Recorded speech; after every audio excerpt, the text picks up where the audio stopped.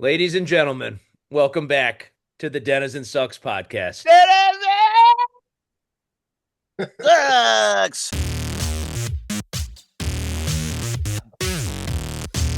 But I will say we do have an awesome Spotify page you can check out. Don't like or subscribe it, but it is there. So that is that. And we do have an album that's in production and will be released in the new year.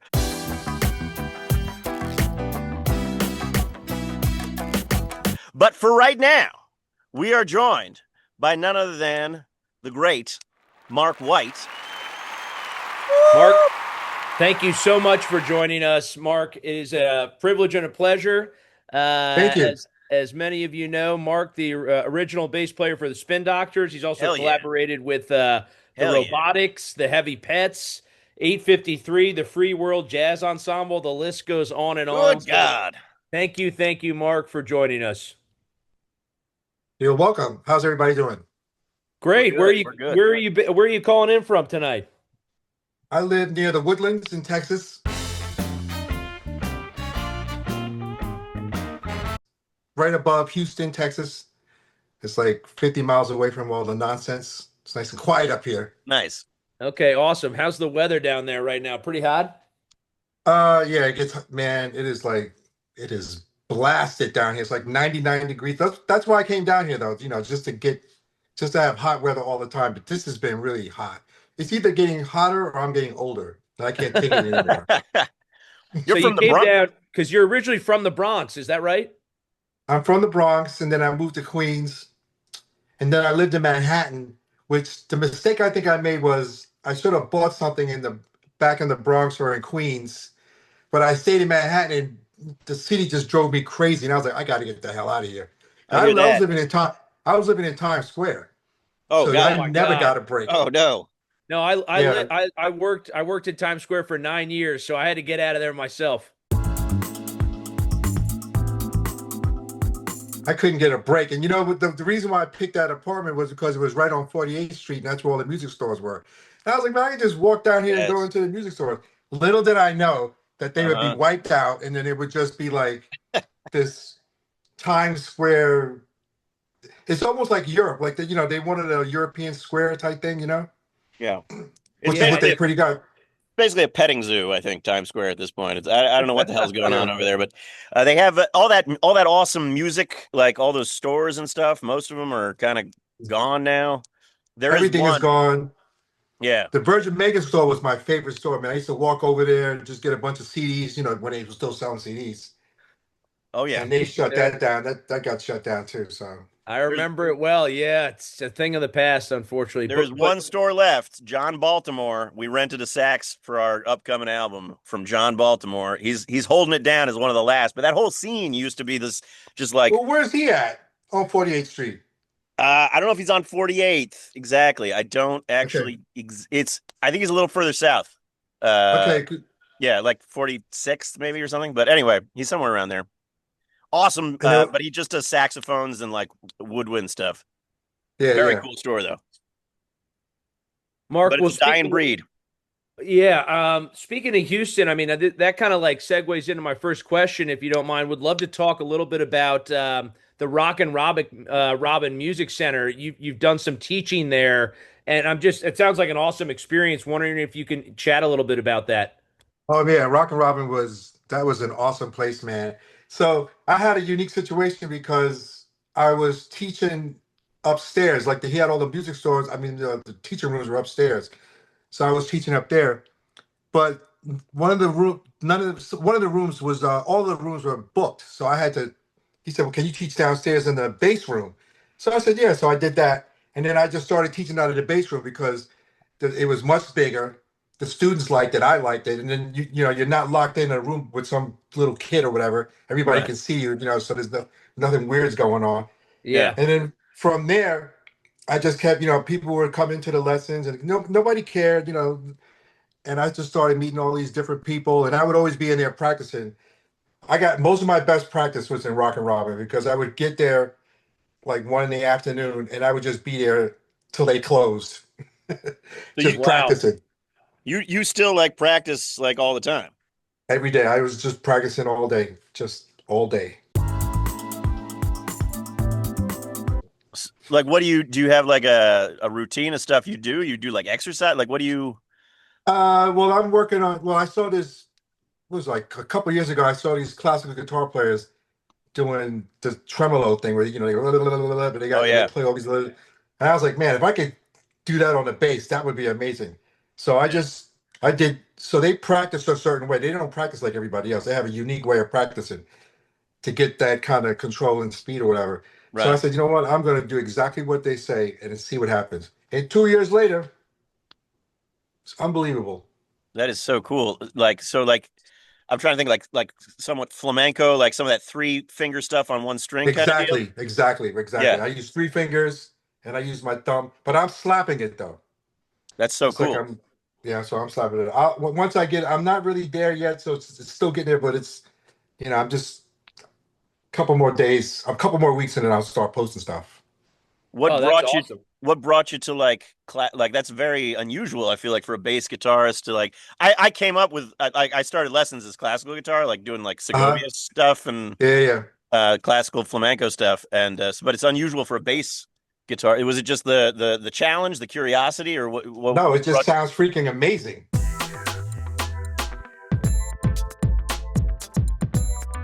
Yeah, It's just right. like I couldn't even. I closed my eyes and I was like, how the hell are they doing that? And Yeah, I followed like 7 or 8 classical guitar players, and they were all teaching and or not basically teaching, but just giving you pointers or small little lessons, whatever. And I just did everything they said, do everything really slowly. I asked a couple of questions. A few of them answered me, but most of them like, they don't want to. But I did everything. The key to doing everything was like planting and yeah, playing really slowly. So that's what I hmm did for months. yeah. And with a metronome, I might add. So I did that for Wow, like months. And then, I'm learning about the brain, how the brain, when you go to sleep, that's when everything comes together right. because you don't see any progress at all. And then one day you just wake up and blah, blah, blah, blah, I'm like, how am I even doing this now? And it was moving too fast. I couldn't even remember which fingers I'm using. Like I have to slow it Uh-huh. down so I can concentrate. And one of the guys said the best way to do that is the accent. So I started doing that. And this way you can be aware of your fingers because they're moving so fast you can't even, at least for Yeah, me, I can't. Plus I had this horrible accident where I almost yeah, cut my arm off. So I uh, had to get my Whoa. tendons sewed back in the day. So I had to overcome that. That was a nightmare. yeah. Oh man. So Mark, you mentioned that you're getting ready to upload some videos. Is that going to be on a YouTube channel or an Instagram channel or Yeah, I'm gonna do it. I'm gonna do it on Instagram. Just like a couple minutes. I don't need to show off for more than because that's what everybody's doing, right? I mean, people they don't like to admit it, but you're just showing off. That's what we do. We're musicians. We're entertainers. That's right. We're yes. we're That's right. we're practicing all this stuff, and we're showing other people. Look what I can do. You can't do it, but I can do it. A You know what hundred I mean? It's percent. just like so. That's how I think about it when I go on there. I'm just showing off. That's all you're doing. Yeah. Showing off your life. When you post your cars or your house or anything Right. like that, we're just showing off. But just admit it. That's all. There's nothing wrong with that. It's just what you're doing. You got to own it. You No, I got to. mean, you look, if you've got something to show off, I mean, go I ahead and mean, we show it. I mean, don't. Hence the name of the yeah, podcast. we But don't, but you, you, you but you you. definitely do. Right. Yeah, I can Um, show off. do you find that like, are you mostly working the right hand? I'm sorry to get all technical. I'm just really No, interested in no. this. You're right. Is it I'm mostly working the right this. hand? You're like, I've heard that is like for people who are unused to classical stuff, like it's really the right hand stuff, the fast picking on Right. In my or case, it's the or are you left like hand. modifying how you're playing over here too? I have to modify uh my finger in hand, and I got to modify. And this hand is my picking hand. That's the Yeah, one I right. work on the most. So Yeah, like so I okay, could. so it is that. Have you ever It's played just, with a pick? Like you don't do picks. oh no, I listen. If it would, I'm one of those bass players. Like every technique is valid. Like you can't come to me and tell me, ah, you can't play with a pick. You should learn how to play with a pick. Yeah. Every bass player should learn how to play with a pick. That should just Interesting. be the Why number is one that? thing to do. Because when you're playing with a pick, you can work on your accents better, and it gives you more articulation when you're like if you know what you're doing as but you also get a lot of speed. And then when you learn how to slap, that actually helps your slapping, believe it or not. picking Mhm. actually helps your slapping. So that's why I did it. People were like, "Oh, don't use a pick." So as soon as I heard that, I went out and got a pick, and I just started practicing with it. Yeah, I gotta say, I mean, I play with a pick. It's funny because as a guitarist, like I'm really inspired by bass players and especially slap bass. I've tried to incorporate some of that slap technique into my guitar Right. playing. But that's interesting. You say to start with a pick, everybody. We're giving you pearls here.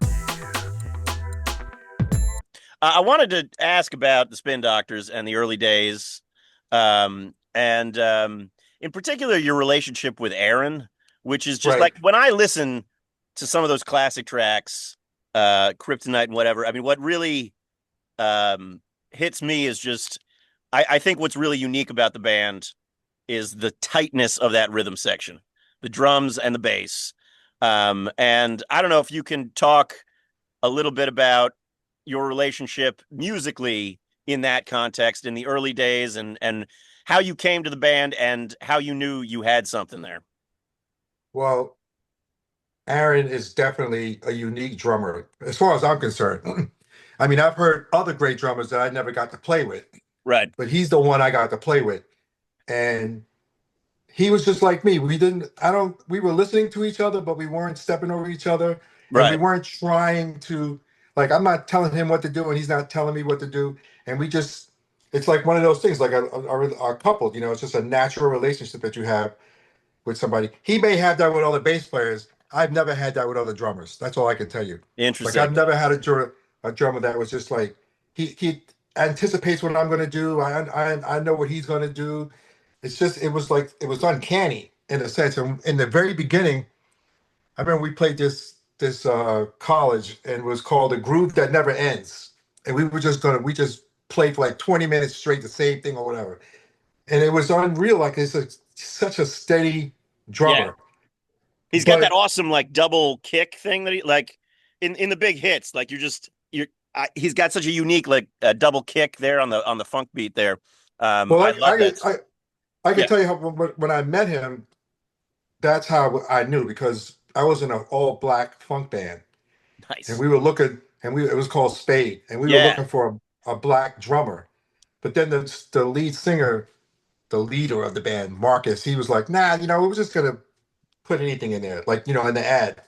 Okay. So everybody showed up, and it was still mostly black people, but so we were sat there through 50 people, I think it was, and then Aaron comes in, and it was like night and day. Yeah. It was like night and day, and then this girl comes in, and this white girl comes in, and it's like, wow, man, she's unbelievable too. Oh wow. So so we got I remember the list was on a yellow paper, the pad, and I saw the 17 names they had to call back. And I was like, no way, man. This is only that white girl and that white dude. That's it. Hey I'm not man. gonna sit through these 17. So I crossed everybody out, and it was just Aaron and her. So they came back and we really wanted that girl because all black dudes with a white girl drummer, That's right? yeah. That's a good look. Right? That's the look, right? But Yeah. I said, nah, man, this dude, he's just unbelievable. It's just no way. So we Uh, picked him. Thank God I did, right? thank God you. I went past the whole, having a girl in the band, with picking the best drummer. What? Yeah. So, Wonder what she's up and to that's how these I got into days. Spin Doctors, basically. Right. So, and that was in like the Bronx, Manhattan. Where was that? That was Manhattan. We just, it was, Spade, like the yeah, same kind of scene. yeah, yeah. So so then how did you link up with Chris and Eric? Well, I think he was already in the Spin Doctors, so they were already Right. working something out. And they were looking for bass players, and then he recommended me, but he was worried, because I'm kind of like a rebel, you know. Well, that's what you need the fire in the rock band, man. You Right need the rebel. now, I'm the anti-musician. Like, I don't do the things musicians do. Like, I don't smoke, I don't drink, I don't Right. carry on, the stuff like that. And so I'm a little different than So the you're a actual rebel because musician. you're the I'm anti-rebel in a anti-musician. certain sense. I'm an anti-musician. That's Yeah, how right. I Well, got you. Mark, that kind of gets into my next question, and you kind of touched on it a little bit there, but you've been kind of an open and outspoken advocate for kind of atheist rights, secular thinking, and I'm kind of curious how that kind of secular worldview has shaped the way you sort of experience, writing music with, obviously a lot of these musicians, as I'm sure you know, kind of talk about it on a spiritual level. So I'm wondering if you can kind of just talk to that a little bit. I'm going to tell you exactly what it is. One thing has nothing to do with the other. It's that Can I Totally simple. say separate. amen? Can I say amen? I guess not.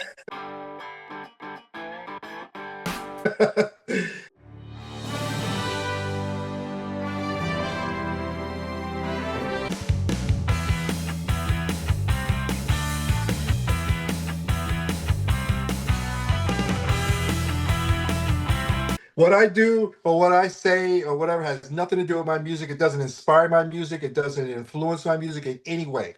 As a matter of fact, everybody knows like I'm a big Trump supporter, right? I'm Uh-huh. all, I'm a conservative, right? But I Amen. still love I Robert De Niro. yeah, I still yeah. love Robert De Niro. I still love Madonna.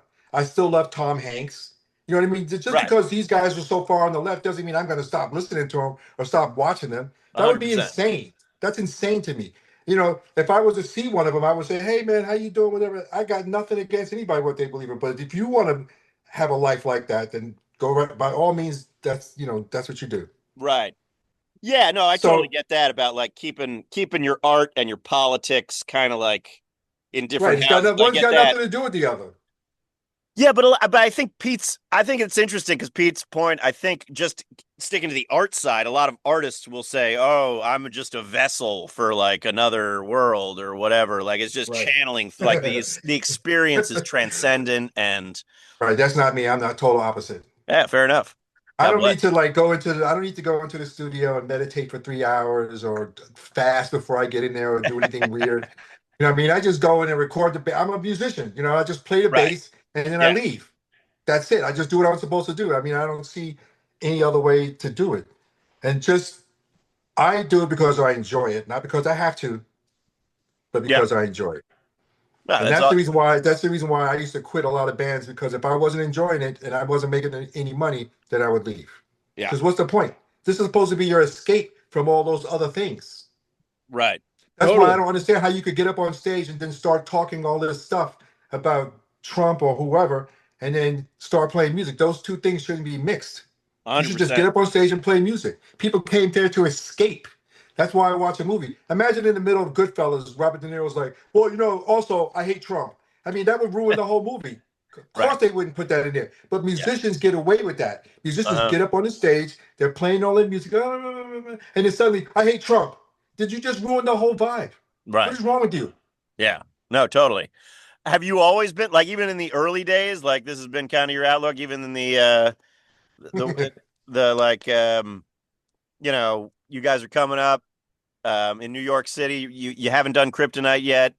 Um, you're kind of like simmering to the top. Is this has always been kind of your view of things, or were you just not really thinking about what were you thinking about back in those days? I was always a conservative since I was 10. Wow. Yeah. And if you look on the Rolling Stone cover, I'm holding an American flag. Right. I snuck it in there. You snuck it in. That's right.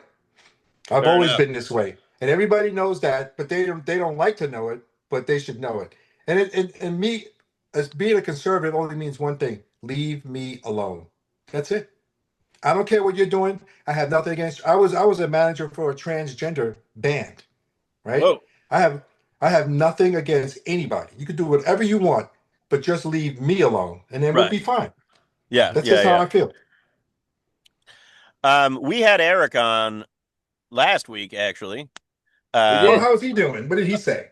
oh, he's awesome, man, and it was a great interview. Super chill guy, and he's doing well. They're on tour, and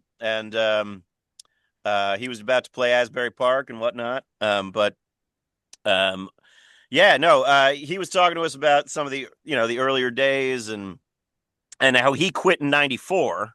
So you guys do Kryptonite in '91, kind of like just blows up. Well, after a little bit, right? maybe he said it was about a year after you released it. It becomes like national, goes kind of viral back before viral was a thing. Um, I wonder if you can describe that period of your life, like as you move for like the up for grabs era at the wetlands when you guys are just this like local legend to now all of a sudden a national touring deal. What was that like for you? Did the fame matter? Did it like were you interested in that? Were you just like it doesn't matter, I'm all about the music? How did that impact you and the band? No, I was interested because I love first class. I love five-star hotels. Yeah, Cool. Yeah. I love all the attention. I was totally into it. totally. So I mean, like deep, like you would not even believe. Like I I mean loved it every minute of it. it sounded like it happened pretty quickly, right? I mean, within a pretty quick amount of time, you guys had kind of skyrocketed in like what, 92, 93. Yeah. I mean, I just remember I was at we were opening for the Blues Traveler, and I had a Japanese girlfriend that didn't know anything. So I was trying to make sure she could get backstage to the giant place we were playing. So I went out to the front so I could, grab her. And so I'm sitting out there waiting for her. And then somebody comes up to me and goes, "Oh my God, can I get your autograph?" And I was like, "What?" So I'm signing this autograph. And next thing I know, I must have signed 200 autographs. Yeah. That's when I knew something was different because I was like, Yeah. "Wow, man, nobody's ever asked me for Was my that in New autograph York? Was before." that like a New York? Sorry, where did you say that show was? That was somewhere in New York. It might have been New Jersey or New York. We were playing, but my hand was all crippled by the time I got on stage because I had been signing autographs for 2 hours. Oh Oh my no, that's not God. a good warm up. Well, no, but I mean, from him, he was like, okay, this is a different level now. Yeah, this is a different level, and I love it. So, like, if you see me in a restaurant and I'm eating, and you come over to me, and go, "Oh my God," I'm gonna stop eating, and I'm gonna do whatever you would, take the pictures, ask the questions, whatever it is, Yeah. because to me that's the most amazing thing ever. I would never shun somebody. I was walking down the street in Los Angeles, and I was literally wearing my Two Princes costume because that's what I used to wear all the time, right? You were one of That's the my two princes. right. So I'm walking down, and somebody recognized me, and they just said, "Oh my God, can I take a picture there?" And I was just like, "Yeah, this is what I'm talking about, baby." Yeah. So when I see these celebrities getting all upset because of it, I'm just like, man, what a bunch of sissies. They don't even realize how good they have it. What is wrong with you? Yeah, and the music video, right? You guys, the viewers who are not accustomed to that music video should definitely check it out. It's Mark awesome. Mark was one of the two princes. Yeah, that was Chris's Absolutely. idea because they never show me in the video, so this way they have to show me all the time. Yeah. Um. So Eric leaves in '94. He said it had vaguely things to do with the label and some label pressure. He was feeling like they were rushing things and things weren't sounding as good as they might. So I Well, guess, he should have spoke up. That's what you're supposed to do. I mean, that's what I was doing. You got to right, speak up. You just can't. See, here's the problem with almost all the time. It's always the band not doing the right thing, because the record companies they know what they're doing to some extent because obviously we all did pretty well. But if you don't like something, then you're just supposed to stand up and don't do it. That's the difference between me and them. I don't do something. That's why I didn't take the COVID shot, whatever. You can't see. This is the reason why Ticketmaster, club owners, the yeah, record companies, streaming. This is the yeah, reason why they take advantage of musicians because they just bend over. Every time they do something, right, they just bend over and take it instead of standing up. So remember, Pearl Jam stood up. But what if everybody stood up with Pearl Jam? right. But No, only a totally. few people Yeah. did. So if you Unfortunately, don't stand up, you're gonna get run over. they got run You got to over a little stand bit. up. Yeah. Yep. Pretty awesome. Listen, Pretty all awesome the congressional musicians, hearing, though, I will say, with all Pearl all Jam. these musicians today who are getting ripped off, including myself, on this streaming services, it's Yeah. all because nobody ever stood up. Right. Right. So, is there like, were there times that you like resisted stuff from the record label back in the day, or like any No, I specific? never. I looked at. I wasn't resisting anything with the record label because I didn't see anything other than what I will admit that he was right about the pressure, to keep making another record or whatever. But like most of the time, I wasn't even included on meetings and stuff. Like I had no idea what was going on. Oh, He used to kick interesting. people out or put people in. I never knew anything because it's like I used to tell my manager, take care of that. Because if I have to take care of it, it's going to be much worse. That was my saying back in the day. So Right. you take care of that. But if I got to get involved, it's going to be much worse because I don't tolerate anything. I'm not playing around with these people because this is your life. You're supposed Right. to be enjoying it. So if you feel like it's not right, say something, do something, make us think about it because that's the only thing that people understand. No, yeah, 100%. Um, what were those years like though once Eric left? How did you, Ah, yeah. you know what? I was just telling my wife this the other day. I said, one of the things that I regret, I have one regret that because I was about to kill Eric that day. When he left? No, the My day that's the understanding is he reason. just like walked off stage or something. Is that No, right? I tried to. I was gonna. He brought a sound man. We had a sound woman, and he brought this sound man with him, and the two of them were clashing, Yeah. obviously. So, and I told Jay. That's when I told Jay, take care of that because if you don't, if I have to take care of it, it's going to be much worse. So he Right. didn't take care of it, and I took care of it, and it was much worse. It was so bad that Eric left the band. But also at the end, Chris and Eric got into it. And the only thing I regret doing, I should have just made sure that Eric didn't get kicked out of the band because I was going to leave that day, by the way. I was Uh-huh. going to leave. But then after the whole thing went down, Eric left. But what I should have done was go because I saw Eric and Why were Chris in the you gonna leave? distance because I got tired of everybody being unhappy all the time. Hmm. I'm supposed to be happy. Why am I unhappy? Why is the Right. crew unhappy? Why is everybody unhappy Right. all the time? Yeah. So, and I tell the truth. I just tell you exactly what happened. I don't try to sugarcoat anything. It is what it is. So like when Eric and Chris were standing over in the distance and I could see them and Chris was just arguing with him or whatever, and then the whole thing just fell apart. I should have walked over there and said, listen, calm down, everybody calm down, and we'll just get through this because Right. that would have been the best thing to do. But obviously that didn't happen. So Eric left and then it was all and I used to call Eric the corny inhibitor because he would keep the corn out of the band. Because if he wasn't around, those guys would just get corny. Okay. So when Eric left, the band got super corny, and we Okay. got to keep we got a we got a keyboard player, which was like the most ridiculous thing I've ever seen in my life. I said, "What are you guys doing?" And then I couldn't take it anymore, so I left. I was like, "There's no way that I'm dealing with this." Right. Would you say it was some of this? What was it? Some of the success? What was causing like Chris and Eric to start breaking down? Was it like the pressure of like we got to come out with another album and we have to keep this success going, or was it something else? No, they're just musicians and they can't think straight. That's all. That's exactly what they got, a guitar player and a singer.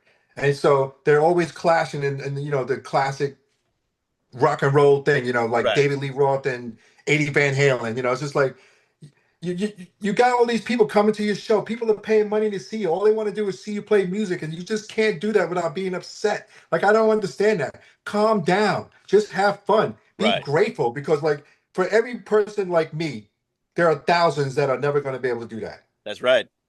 That's And right. so Well, I was it's a fair point. Believe me, yeah, it's like, and the music industry's never been more competitive than right now, and it's just like, you guys were at the top. I mean, like you right. said, very, very few people get up there. First Uh, class, baby. I used to get on a plane and everybody would be going right and I would be going left. And I was just like, this is the greatest thing ever. I was never Yeah. if you saw me in first class, I was always like this. I mean, This I do see those people in first class as I walk right. to the very back of and they board first, so they're just looking at you like, ha ha, sucker. yeah.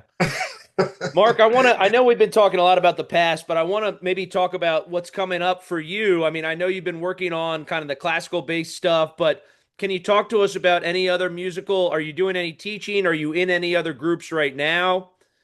No groups, and I teach, but I don't teach. I don't charge for teaching anymore. I just teach free.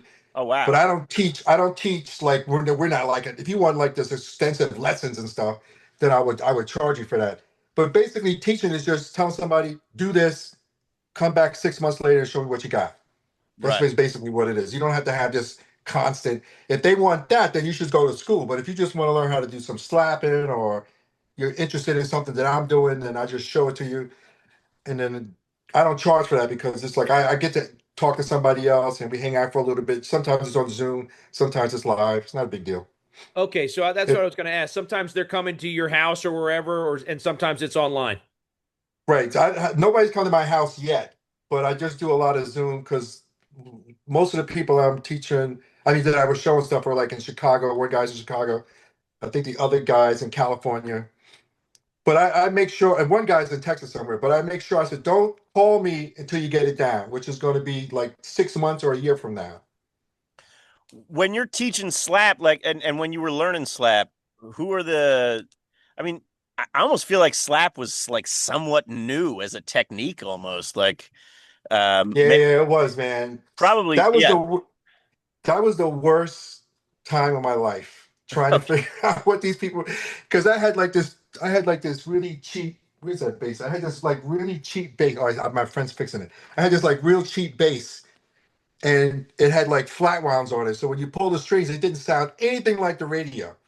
Because my friend was like, he's calling me up. He said, I said, how did they get that sound? He said, well, you got to pull the strings. So I actually did this. I was pulling the string like that. Wow. All right. The So I'm technique trying to evolved. pull it, and it didn't sound anything like that. Right. So then I had a friend of mine. He basically showed me the thing, hit it with your thumb, pull with the thing, whatever, and it still didn't sound like that because the bass was a horrible bass. But Right. I was able to do it. And then when I finally got a real bass, that's when I realized, oh, you have to have a good bass in order for it to sound like it does on the radio. Yeah. So, Interesting. and So, I yeah, the practiced that quality of like the no, instrument matters. yes, and I practice it like I do now. Like, I'm practicing all day long, the Yeah. whole time.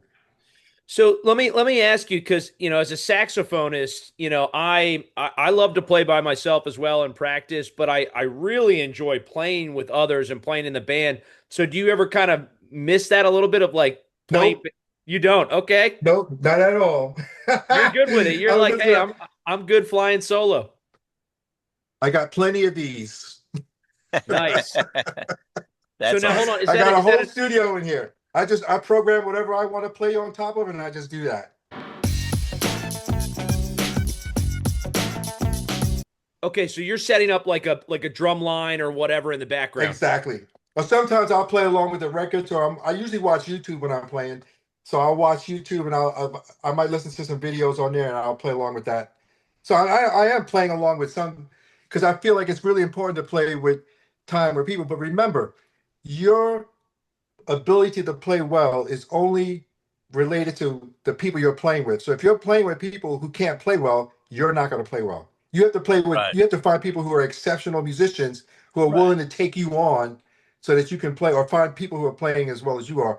Because and that's the problem with it. Even when I tell people who are making their own little songwriter songs, if you're going to find musicians, you got to find really good musicians to play on your stuff. Otherwise, your demo, whatever you're going to do, is not going to sound right.